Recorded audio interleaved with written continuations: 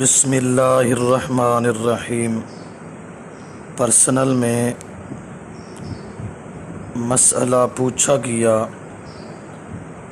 داڑھی کی مقدار کے متعلق۔ جواب سے پہلے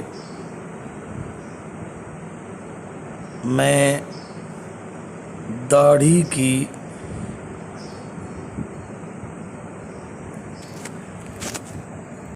شرعی حیثیت بیان کرنا چاہتا ہوں۔ سب سے پہلی بات یہ ہے کہ داڑھی مڈانا یا ایک مشت سے کم رکھنا، کترانا، یہ حرام اور کبیرہ گناہ ہے۔ بالکل مڈا دینا یا ایک مشت سے کم رکھنا یعنی کترانا حرام اور کبیرہ گناہ ہے۔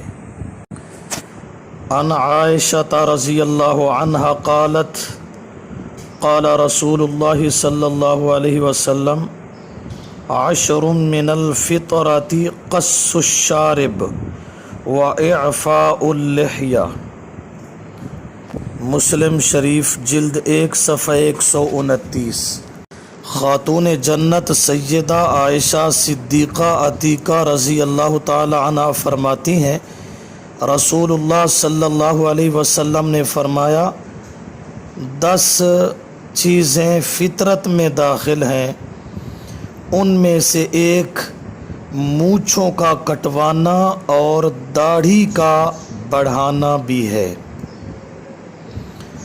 دوسری حدیث عن ابن عمر رضی اللہ عنہما عن النبی صلی اللہ علیہ وسلم قال احف الشوارب واعف اللحى۔ اس کا بھی وہی مفہوم ہے، مونچھوں کو کٹواؤ اور داڑھی بڑھاؤ۔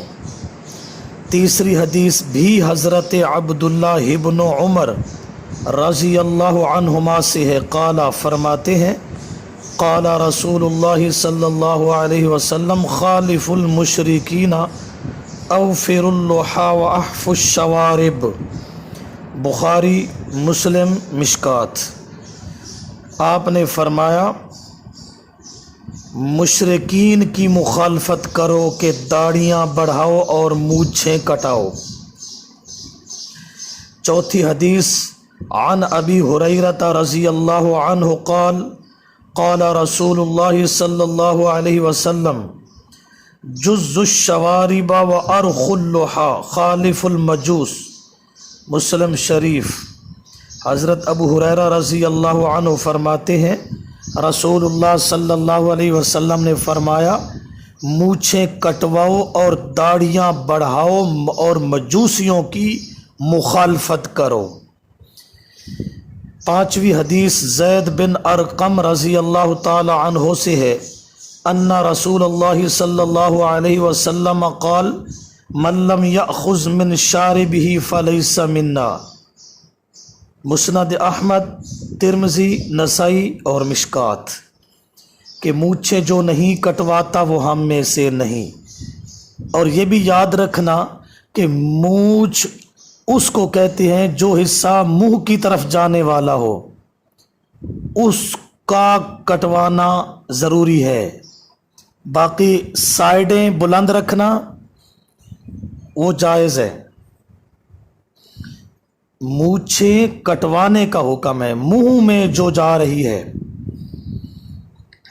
چھٹی حدیث عن ابن عباس رضی اللہ عنہما قال قال النبی صلی اللہ علیہ وسلم لعن اللہ المتشبہین من الرجال بالنساء والمتشبہات من النساء بالرجال۔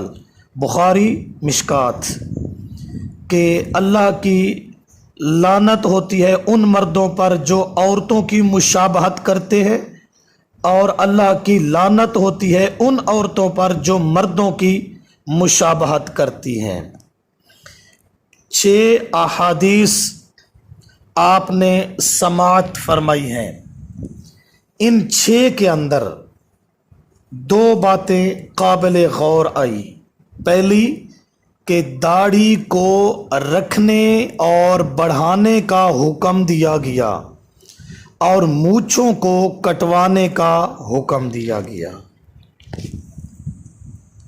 لہذا داڑھی رکھنا 1.25 لاکھ انبیاء علیہم الصلاۃ والسلام کی بھی سنت ہے اور انسانی فطرت میں داخل ہے۔